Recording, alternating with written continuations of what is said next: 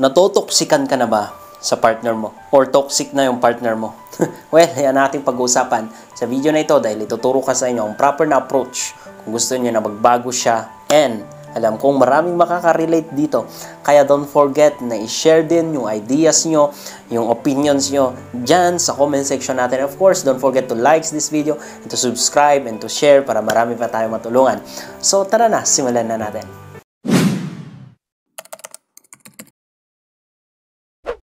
Anyway, ang pagiging toxic or isang toxic na relationship is that very common po. Sa almost lahat ng relationship nakaranas ito. Pero hindi lahat ng relationship ay nag-survive sa toxicity. You know?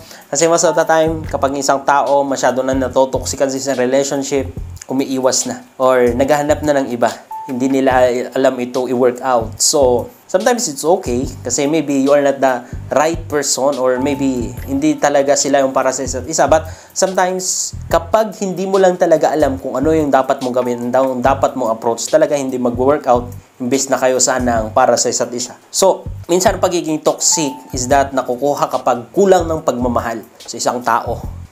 Mababa yung tolerance mo, mababa yung patience mo, mababa yung understanding mo, yung level ng understanding mo. Kasi hindi mo masyado mahal yung isang tao.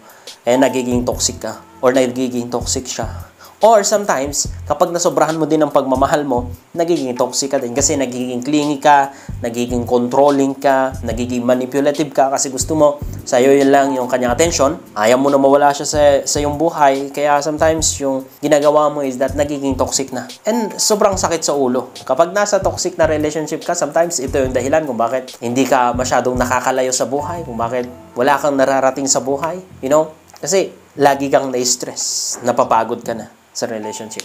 That is why sa video na ito, i-share ko sa inyo ang pinaka-the best na dapat nyong gawin. Okay? So number 1 na pinaka-dapat at ginagawa nyo, mga kapatid, is that huwag nyo pong patulan ang pagiging toxic ng partner nyo. Okay? Listen. Huwag nyo pong patulan ang pagiging toxic ng partner nyo. Kasi once na ginawa nyo yan, it means binigyan nyo ng attention. At kung ano yung binibigyan nyo ng attention, nag-grow. Lumalaki. And sometimes, you need to understand na minsan, nagiging toxic yung partner natin kasi meron ding tayong ginagawa na toxic sa kanila. Kumbaga, natitrigger din lang sila. Kumbaga, binabato din nila sa'yo kung ano ang nakikita nila or ginagawa mo sa kanila. So, ang pinaka-the best na dapat mong gawin is that huwag mong pansinin. I-deny mo yung pagiging toxic niya. Huwag mong patulan. Kapag gumagana yung pagiging toxic niya, do the opposite. Kapag galit siya, ang dami niyang sinasabi sa'yo, do the opposite, which is silence. Kapag tahimik din siya, hindi nag-open sa minsan, nagiging toxic din yun, then do the talking, makipag-usap ka sa kanya. Because always remember this. Minsan ang isang tao nagiging toxic that even him or her ay natotoksikan din sa sarili. So, ang dapat na ginagawa mo dito is that huwag mong patulan yung ginagawa niya. Hate kung ano ang ginagawa niya, but not the person. Kasi minsan sabi ko nga, hindi niya rin alam kung bakit nagiging toxic siya. So, ang pinaka-the best na dapat mong gawin, ipag-pray mo siya. Okay? Tulungan mo siya. Okay? Understand him. Okay?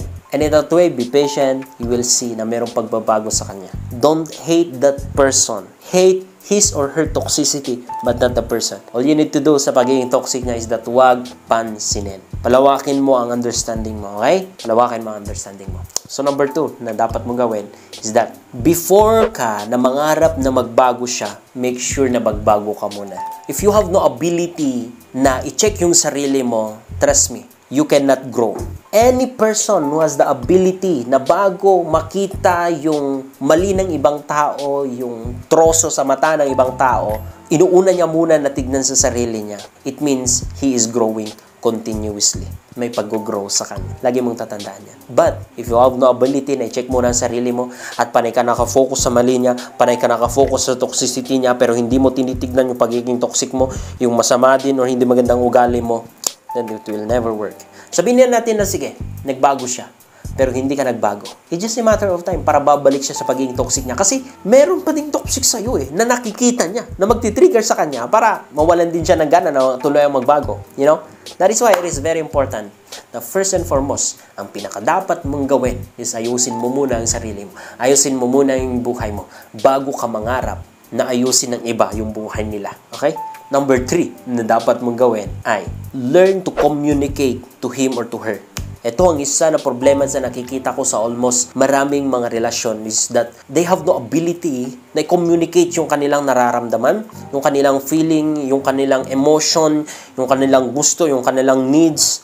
Dinadaan na lang sa galit, dinadaan sa pagiging tuyuin, dinadaan sa pananahimik, dinadaan sa ibang tao bago pag-usapan. That is not good, kapatid. Learn the ability or the skill of communicating your feelings. Don't expect na alam lahat nila kung ano ang nararamdaman mo, kung ano yung tumatakbo sa isip mo. And then nag-expect ka na dapat ganito, ganyan yung dapat nilang gawin. Na hindi nga nila alam kung anong nangyayari sa'yo, kung anong gusto mo rin. Learn to communicate, kapatid. Kasi minsan kapag ganyan ka, ikaw yung toxic. Kasi you're expecting someone to deal with you in a way that you wanted, na wala kang sinasabi, wala kang kino-communicate sa kanila. That's the problem. Maraming mga relasyon.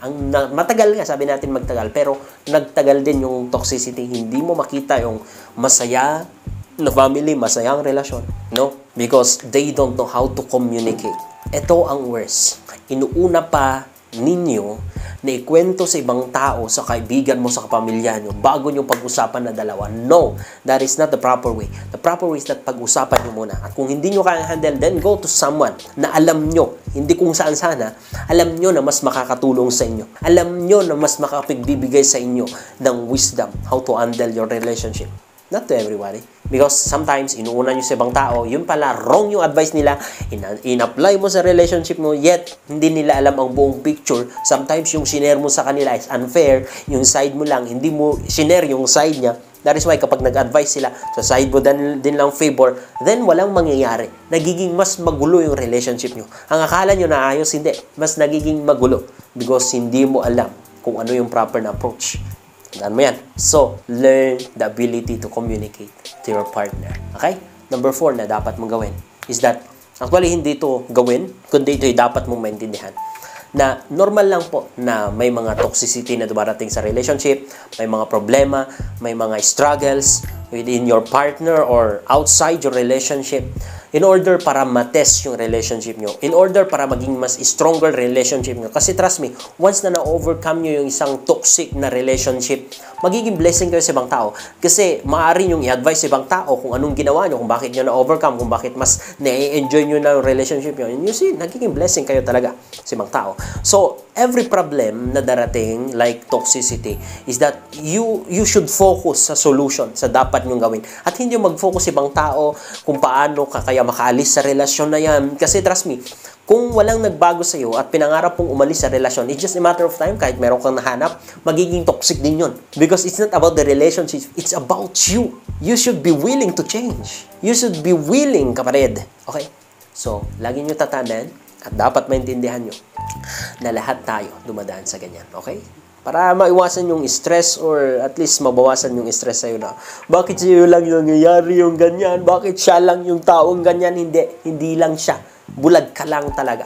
Hindi mo lang talaga nakikita na may ibang tao din na nagsuffer tulad mo. And ang goal mo dapat is that ma-overcome yung ano man yung struggle, ano man problema nyo sa isa't isa. Okay? And last but not the least, at itong pinaka-the best na may share ko sa inyo is that allow God to restore your relationship. If He can able to give His Son, Jesus, to us para mag-reconcile tayo or makipagbati sa atin, because of course we know that we are separated by sin. Ang panahon ni Adam. And yet, He loves us, so He gave His Son para magkaroon ng reconciliation sa atin. Because sabi ni Jesus, if you saw me, if you see me, you've seen my Father. It means He is God in human form. Whenever you look at Jesus, you're looking to the Father. So, what does it mean? Kung ang Panginoon interested siya na magkaroon tayo ng reconciliation sa Kanya, how much more your relationship? He can able to restore it.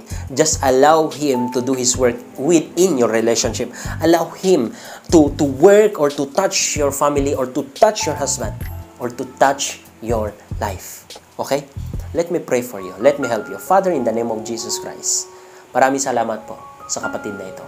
At alam kong na mahal mo siya. Father, restore her or his relationship with her family or with her partner in the name of Jesus Christ.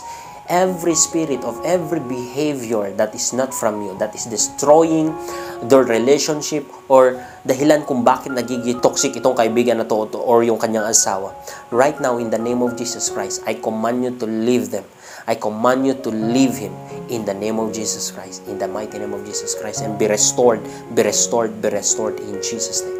Amen. That's it. Shalom. God bless.